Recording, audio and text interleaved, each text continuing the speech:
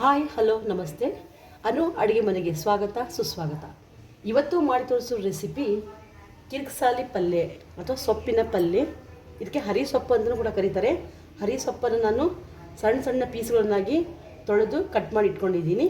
ಆ ಪಲ್ಯನ ಹೇಗೆ ಮಾಡೋದು ಅಂತ ತೋರಿಸ್ತೀನಿ. ಇದು ರೊಟ್ಟಿ ಚಪಾತಿಗೆ ನಾವು ಹೆಚ್ಚು ಯೂಸ್ ಮಾಡ್ತೀವಿ. ಭಾಳ ಟೇಸ್ಟಾಗಿರುತ್ತೆ ಮತ್ತು ಪೌಷ್ಟಿದಾಯಕವಾದ ಒಂದು ಪಲ್ಯ. ಇದು ಸೊಪ್ಪಿನ ಪಲ್ಯ. ಇದು ನಮ್ಮ ಮನೆಯಲ್ಲೇ ಬೆಳೆದಿತ್ತು. ಆ ಬೆಳೆದಿರೋ ಸೊಪ್ಪನ್ನು ನಾನು ತಗೊಂಡ್ಬಂದು ಪಲ್ಯ ಮಾಡ್ತಾಯಿದ್ದೀನಿ. ಇದಕ್ಕೆ ಹರಿ ಸೊಪ್ಪು ಅಥವಾ ಕಿರ್ಕ್ಸಾಲಿ ಸೊಪ್ಪು ಅಂತ ಕರೀತಾರೆ. ಒಂದು ಪ್ಯಾನ್ ಇಟ್ಕೊಂಡಿದ್ದೀನಿ. ಪ್ಯಾನ್ಗೆ ಎಣ್ಣೆ ಹಾಕ್ತೀನಿ.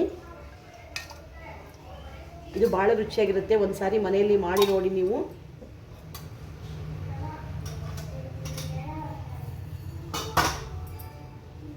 ಜೀರಿಗೆ, ಸಾಸಿವೆ, ಜೀರಿಗೆ ಹಾಕ್ತಾಯಿದ್ದೀನಿ.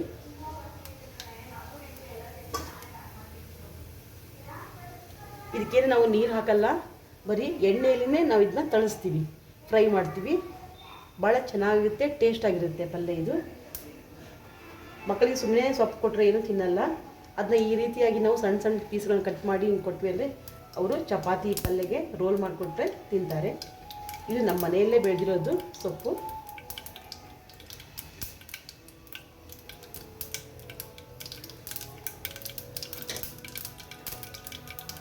ಸ್ವಲ್ಪ ಒಂದೆರಡು ಬೆಳ್ಳುಳ್ಳಿನ ಜಜ್ಜಿಟ್ಕೊಂಡಿದ್ದೀನಿ.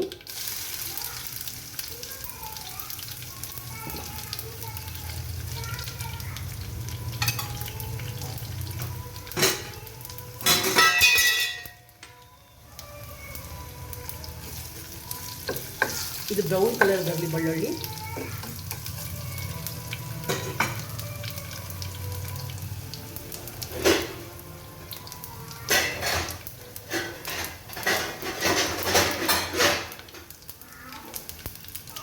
ಬ್ರೌನ್ ಕಲರ್ ಬಂದಿದೆ. ಎಣ್ಣೆ ಒಳಗೆ ಹಾಕೊಂಡು ಫ್ರೈ ಮಾಡ್ತೀನಿ. ತೊಳೆದು ಚಿಕ್ಕದಾಗಿ ಹೆಚ್ಕೊಂಡು ಇಟ್ಕೊಂಡಿದ್ದೀನಿ. ಇದನ್ನ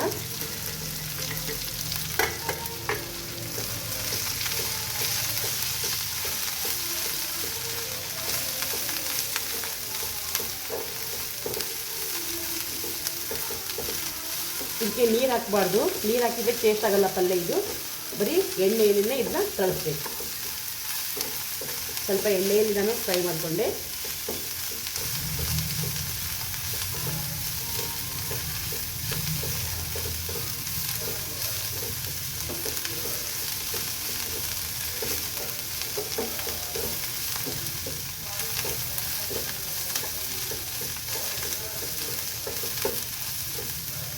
ನೋಡಿ, ಫ್ರೈ ಆಗಿದೆ ಸ್ವಲ್ಪ.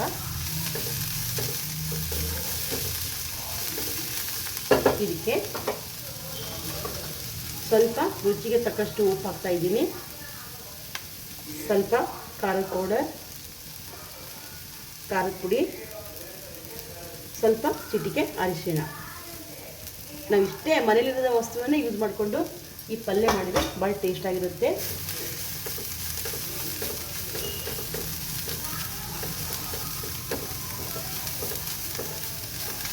ಹಾಗೆ ಸ್ವಲ್ಪ ಫ್ರೈ ಮಾಡ್ಕೊತೀನಿ. ಮಾಡೋಕ್ಕೆ ನೋಡೋಕ್ಕೆ ಸಿಂಪಲ್ ಆಗಿದ್ರು ಈ ಪಲ್ಯ ಭಾಳ ಟೇಸ್ಟಾಗಿರುತ್ತೆ. ರೊಟ್ಟಿ ಜೊತೆಗೆ ಚಪಾತಿ ಜೊತೆಗೆ ತಿಂದು ನೋಡಿ ಒಂದು ಸಾರಿ ನೀವು. ಭಾಳ ಟೇಸ್ಟಾಗಿರುತ್ತೆ.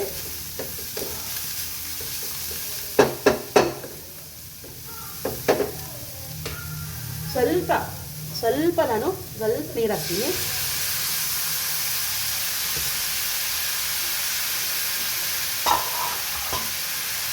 ನೀರು ಹಾಕಿದ್ದೀನಲ್ಲ, ಒಂದು 2 ನಿಮಿಷ ಇದನ್ನು ಬೇಯಕ್ಕೆ ಬಿಡ್ತೀನಿ.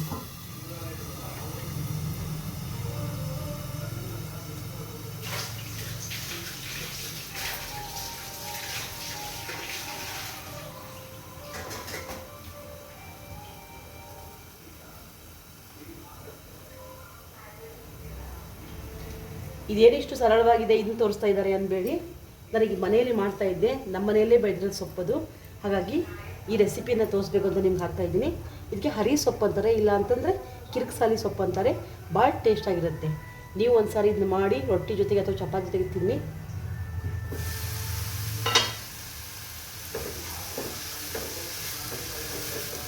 ನಾನು ಉಪ್ಪು ಎಲ್ಲ ಕರಗಕ್ಕಷ್ಟೇ ಸ್ವಲ್ಪ ನೀರು ಹಾಕಿರೋದು. ಜಾಸ್ತಿ ನೀರು ಹಾಕಿದರೆ ಅದು ಟೇಸ್ಟಾಗಿರೋಲ್ಲ ಪಲ್ಯ. ಹಾಗಾಗಿ ಸ್ವಲ್ಪನ ಉಪ್ಪನ್ನು ನೀರನ್ನು ಹಾಕಿದ್ದೀನಿ ನಾನು.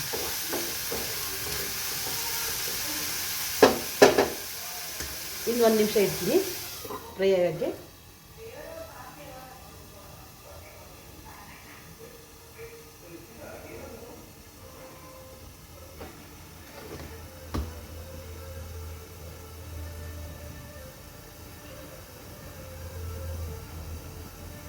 ಈಗ ಸ್ಟವ್ ಆಫ್ ಮಾಡ್ತೀನಿ. ನೋಡಿ ಎಷ್ಟು ಚೆನ್ನಾಗಿ ಬಂದಿದೆ ಸೊಪ್ಪು ಪಲ್ಯ. ಇದನ್ನು ಚಪಾತಿ ರೊಟ್ಟಿಗಳಿಗೆ ಜಾಸ್ತಿ ಯೂಸ್ ಮಾಡ್ತಾರೆ, ಭಾಳ ಟೇಸ್ಟಾಗಿರುತ್ತೆ. ಒಂದು ಸಾರಿ ನೀವು ಕಿರಿಕ್ಸಾಲಿ ತಂದು ಈ ರೀತಿ ಪಲ್ಯ ಅಂದರೆ ಭಾಳಷ್ಟು ಸೊಪ್ಪುಗಳನ್ನ ಮಿಕ್ಸ್ ಮಾಡಬಾರ್ದು, ಬರೀ ಹರಿ ಸೊಪ್ಪು ಅಥವಾ ಕಿರಿಕ್ಸಾಲಿನ ಮಾತ್ರ ಈ ಪಲ್ಯನ ಮಾಡಿದರೆ ಭಾಳ ಟೇಸ್ಟಾಗಿರುತ್ತೆ. ಈ ರೆಸಿಪಿ ನಿಮ್ಗೆ ಇಷ್ಟ ಆಯಿತು ಅಂತ ಶೇರ್ ಮಾಡಿರಿ, ಲೈಕ್ ಮಾಡಿರಿ, ಸಬ್ಸ್ಕ್ರೈಬ್ ಆಗಿ. ನಿಮ್ಮ ಸಬ್ಸ್ಕ್ರೈಬೇ ನನಗೆ ಮೋಟಿವೇಶನ್ ಇದ್ದ ಹಾಗೆ. Thank you.